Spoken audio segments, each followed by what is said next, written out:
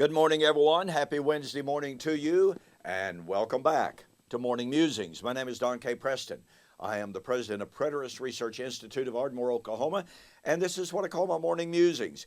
I'm looking at the language of Matthew chapter 24, verse 31, where Jesus, now please keep in mind, Matthew 24, 29 to 31 cannot be divorced from, separated from, dichotomized from Jesus' discussion of the abomination of desolation, which would be set up in Judea, witnessed by his apostles,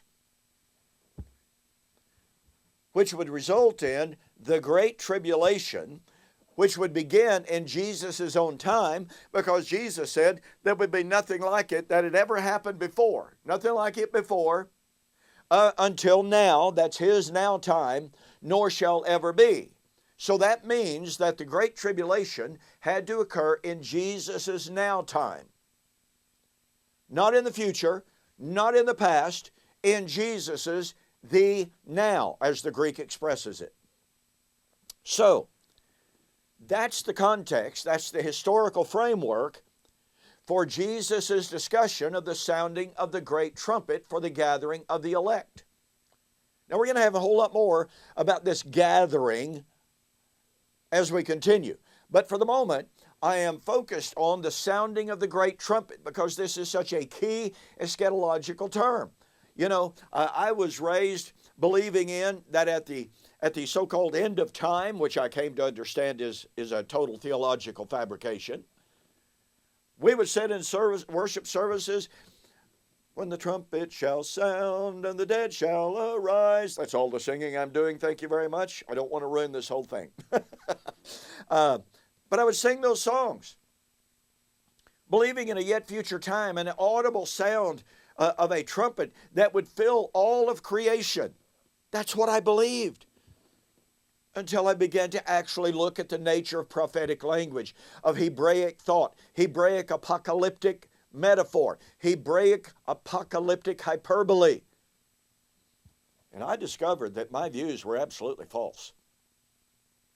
So, I suggested to you that the prophetic background, and by the way, just as a little bit of getting a little bit of ahead of us here, as we're headed toward Isaiah chapter 27 and verse 13, when you examine the critical commentaries, when you examine the commentators who take note of the New Testament use of the Old Testament, you will find that there is virtual unanimous agreement that Matthew chapter 24 verse 31 is drawing on, citing, alluding to, quoting from Isaiah 27:13. And oh, by the way, when you read the rabbinic commentators on Isaiah 27:13, they unequivocally state it's talking about the time of the resurrection, the time of the end, the bringing in of the age to come. So there is virtually no disagreement. Oh, there may be here and there, but there's consensus view, consensus belief that Isaiah 27:13, number one, is a prediction of the resurrection at the time of the end. That's the Jewish rabbinic belief. And number two, in the Christian critical commentaries, now I'll tell you this, there are an awful lot of Christian commentators who absolutely ignore the relationship as if it didn't exist. It's not that they deny it, it's almost as if they're not aware of it. And I can tell you this, in my own personal fellowship of the churches of Christ, there is virtually no recognition of it except in those in my fellowship who have a better education. Your average man in the pew and your average preacher standing behind the pulpit has no clue whatsoever of that connection. And when I brought this discussion up and these connections up in my conversations with people from across a wide spectrum of eschatological belief, I've had people just go, "Where in the world did you get that?" Well, I got it because it's there. Okay, let's continue with Isaiah chapter 27, heading up to Isaiah 27 and verse 13. Now, notice, keep in mind, Isaiah chapter 27 and verse 1 In that day, which is a reference to the coming of the Lord at the time of the vindication of the martyrs, which Jesus identified as the time of the judgment of Jerusalem in AD 70, in that day the Lord with his great sword would punish and destroy Leviathan. That's the time of the coming of the Lord for the resurrection. That's Revelation chapter 20, the end of the millennium. And keep in mind, Paul said that destruction of Leviathan, of Satan, the great serpent, was near when he wrote Romans 16 and verse 20. In that day, Isaiah chapter 27 and verse 2, sing to her, a vineyard of red wine. I, the Lord, keep it. I water it every moment, lest any hurt it. I keep it night and day. Fury is not in me. Who would set briars and thorns against me in battle? I would go through them. I would burn them together.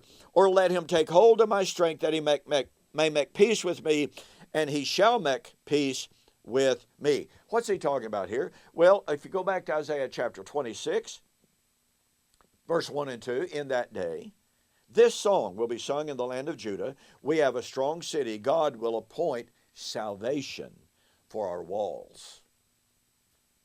You see, this time of the coming of the Lord to avenge the martyrs and to destroy Leviathan is the time of salvation. Well, wait a minute. What is the time of salvation? Well, if you look at Isaiah chapter 25, verse 8 predicted the resurrection. But look at verse 9 for consideration, for time's sake here. In that day it will be said, behold, he is our God. We have waited for him. He will save us. This is the Lord. We have waited for him. We will be glad and rejoice in his salvation. Do you catch the power of this? Isaiah chapter 27, remember the day of the destruction of Leviathan at the coming of the Lord to avenge the blood of the martyrs. Well, let's see here. In Matthew 23, once again, Jesus predicted the avenging of the blood of all the martyrs all the way back to creation in the judgment of Jerusalem. As they leave the temple, the disciples ask, Lord, when's this going to take place? And Jesus answers their question, and part of his answer is, the Son of Man will come on the clouds of heaven with power and great glory, and it will be at the time of the sounding of the great trumpet. In other words, the coming of the Lord at the time of the sounding of the great trumpet, and we will see this as we continue, is the time of the avenging of the blood of the martyrs. That is the time when salvation would come through Israel to the nations. Every kindred, every tribe, every tongue. Period. Not just the remnant of Israel, but to everyone. So Isaiah 27, in its prediction of the destruction of Leviathan, in its prediction of the time of rejoicing for salvation, is predicting the time of the resurrection. Do you see a train coming here, folks? Do you see the train coming? If Matthew chapter 24, verse 31, is drawing from Isaiah 25 through 27, in its prediction, number one, of the time of the avenging of the blood of the martyrs, and if Matthew chapter 24, verse 31, in the prediction of the sounding of the great trumpet for the gathering of the elect, is drawing on Isaiah 27, then since Isaiah 27 posits the time of the avenging of the blood of the martyrs and the time of salvation, by the way, that's the gathering of the elect, okay? And if that was to take place at the coming of the Lord, at the time of the avenging of the blood of the martyrs, i.e. the destruction of Jerusalem, Matthew 23, then guess what? That means the resurrection of the dead at the sounding of the great trumpet. Yeah, we're headed to Isaiah 27:13. We'll get there, okay. And I'm going to drive this point home even more. That Isaiah 27:13, at the time of the sounding of the great trumpet for the gathering of the elect, is the time of the resurrection.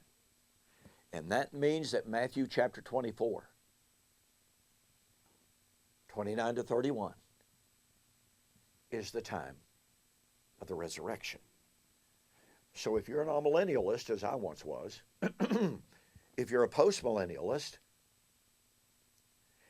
and you believe that Matthew chapter 24, 29 to 34 applies to the events of AD 70 as Gary DeMar does, as Kenneth Gentry does, as Keith Matheson has, I'm not sure where he stands right now, as Jonathan Sariah has, if you believe, as Joel McDermott has, that Matthew 24, 29 to 34 refers to the events of AD 70, then guess what? Once again, if you're an amillennialist or if you're a postmillennialist, then you believe, of necessity, the resurrection occurred in AD 70. There's simply no way out of it. Sorry, it's unget-overable. And I'll continue this on the flip side.